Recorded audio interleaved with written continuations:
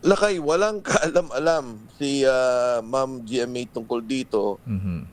Katulad ng binanggit niya noong araw, may sakit yung kanyang si First Gentleman at Mm. maging yung kanyang anak na si Mikey at Mhm. ito yung kanyang iniintindi. Pero ang akin lang lakay, Ma'am Elaine, hindi ba si Pangulong BBM ang nanawagan Mhm. na i-address natin 'tong problema? 'Di Mm. ba siya yung nagsabi na kailangan nating malaman lahat at ayusin lahat? Mhm. Palagay ko naman si Sergeant Gutesa, 'di ba dapat bigyan pa nga ng medalya ng Pangulo na Mhm. nagsasalita. Mm. Itong politika na binabanggit, Mm. hindi ko naintindihan ko no na may politika sila. Kaya nga nagugulat din ako yung mga senador na abogado na nasa ibang kampo, sinasabi, peke, may ano dahil yung notaryo. Iniisip ko, bakit nagkaganito yung bansa natin?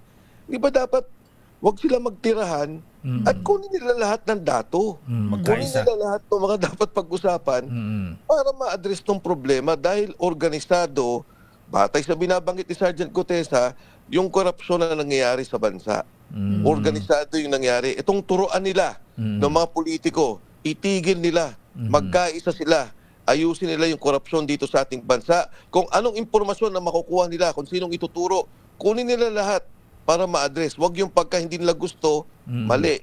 May problema. Pag gusto nila, okay. Mm. Kaya nga may website na isumbong sa Pangulo, di ba? Oo. Meron nga, meron nga.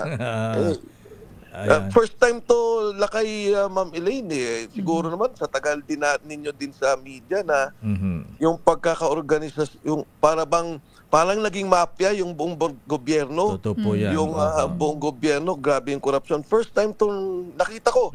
Sa akin din panunungkulan sa gobyerno, Opo. dapat naman itigil natin. Mhm. Ayan, sabi nga ni Senator Ping, ito ang pinakamalaking skandal, anomalya in Philippine history. Ano? Oo, makakagulat Kasi kung titingnan mo yung sinasabi ni Gutesa na 3 times a week na delivery, sabi niya may mga, tinanong ko nga, may mga nakikita ka bang politiko? Pinabanggit siya, no? Doon sa kanyang binanggit.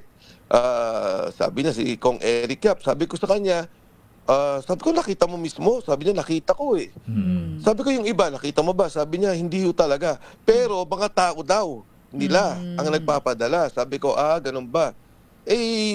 Tapos 3 times a week ang delivery, kawawa. Yung pera natin, ang laki na nga ng utang.